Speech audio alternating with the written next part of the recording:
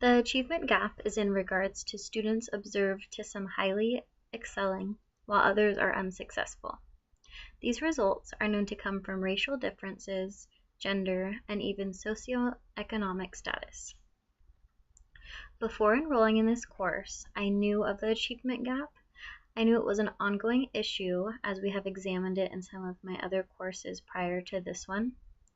The readings from this lesson really deepened my understanding. So, for example, I didn't realize how much culture actually plays into the achievement gap. I also learned how difficult of an issue this is to resolve. And lastly, I learned how the achievement gap differs from the opportunity gap. Minority students and cultural barriers are one major cause of the achievement gap. Another major cause of the achievement gap is socioeconomic status, as stated in Closing the Achievement Gap Between High Poverty Schools and Low Poverty Schools by Borg and Rohde. The last major cause is gender. I haven't necessarily noticed the achievement gap in my community, though I have witnessed some of the causes. In my community, there are many elementary schools.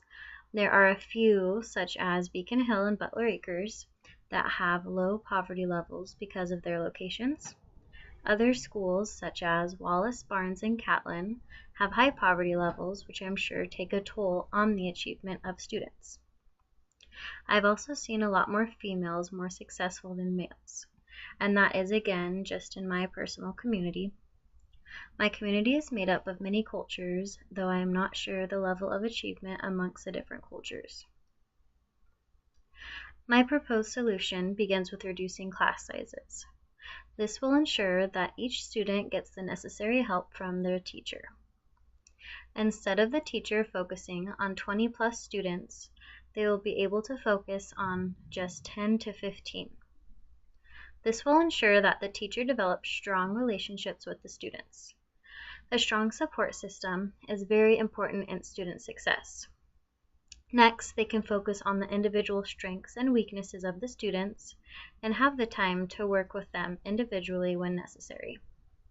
I think that teachers should be able to be held to a higher standard of keeping track of student strengths, weaknesses from kindergarten to graduation. More funding would be needed as there would be an increase in teachers, more classrooms, and trainings on what they need to keep on file for the students. The obstacles kind of match the resource implementation, so it's going to be really hard to find extra funding for the school districts. It'll also be difficult to find more building space or classrooms to divide the students up by almost half. So lastly, we would need to be able to measure the student success rate of this implementation over the span of at least a few years to ensure it's effective for continuation of the proposal. I hope to close the achievement gap over several years of doing this. I'm planning on this proposal reaching out to all factors of the achievement gap, being socioeconomic status, race, and gender. I think that supportive teachers are the #1 priority to student success. Closing the achievement gap is extremely important in my community. My community is very small but strongly interconnected. We have an incredible school board that serves in honor of every student's success. We also have countless local businesses that are greatly supported by citizen members.